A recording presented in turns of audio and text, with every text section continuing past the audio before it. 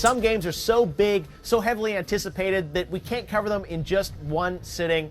And now we're going to get to a game we saw yesterday. We got some new stuff now on Call of Duty Black Ops 2. Mark Lamia from Treyarch is back for day 2, Lamia. And I'm excited about this because you're going to show us Strike Force, which is a new mode in Black Ops 2. We're going to have a live playthrough here of it on Xbox 360. Let's get to that, but let's set it up. What is Strike Force? So Strike Force levels, this is the introduction of non-linearity to the campaign. You're going to get these strike options for these Strike Force levels when you're taking on your campaign. You'll have a choice of these levels.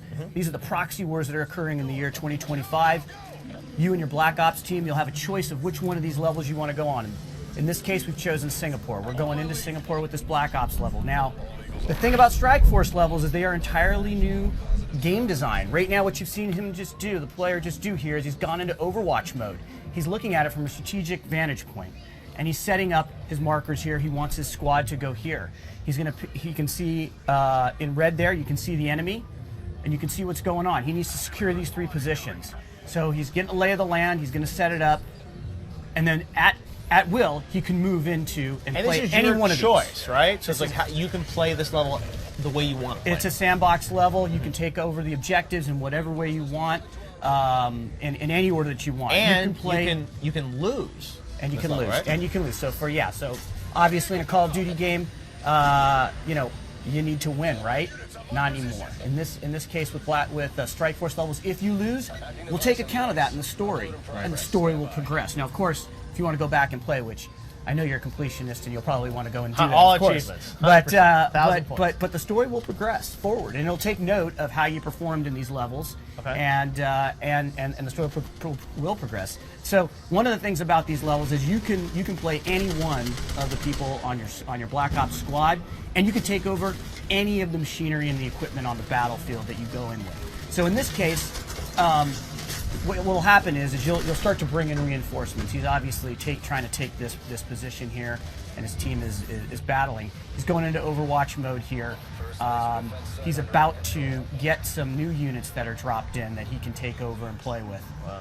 Now these Strike Force missions, are they optional? Do you have to play them? How does it work? Yeah, so you will have to play them. However, you will have a choice about which one of these you want to play, and like I said, they will progress based on whether you succeed or fail. Some of them you may not experience, depending upon how you perform. And these are certain kind of throughout the campaign, you'll have different Strike Force moments or missions that connect to the story. You got it. That's exactly it. And so it's unique in both structure, but also in gameplay. And right here, he's taken over.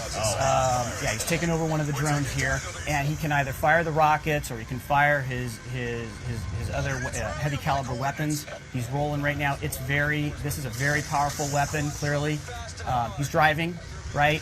It's a different game mechanic altogether, so you're both driving and you're fighting here. Right. The other side has some of their own drones as well. That's Cognitive Land Assault Weapon. That's a very heavy piece of machinery. You have access to that on your side as well in this particular level. So it's amazing that you guys have all these levels that you've sort of inserted throughout the campaign. Now, this one is obviously set in Singapore, and you're going to have them kind of all around the world? They will be so without giving up the entire fiction, but there's going to be various areas, geographic locations in the world where these hotspots are occurring in this, like I said, in this year 2025. Right. And the head of JSOC is going to come to you and he's going to lay it all out and he's going to say, this is what's going on, this is what's going on, this is what's going on. Where do you want to go? Make a choice. Make a choice. You'll make a choice, and then the fiction will progress, and it'll take account of your choice. Interesting. All right, so we'll grant a couple times, and you'll get to see. You can really play through this game multiple times. There's a lot of replayability here because of the Strike Force missions. Yeah, no, absolutely. So replayability, not only with the levels, but inside the levels. So right now, the way he's playing this, he's now taken over a quad.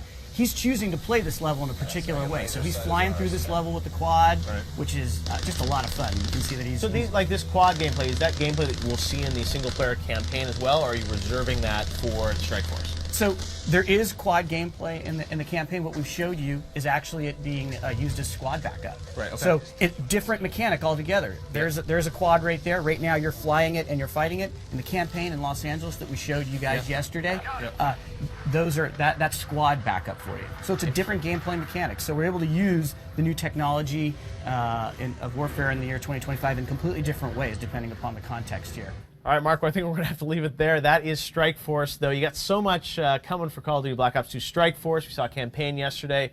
multiplayer this summer as well, right? Absolutely, and don't forget zombies, Jeff. That's right, the zombies are coming.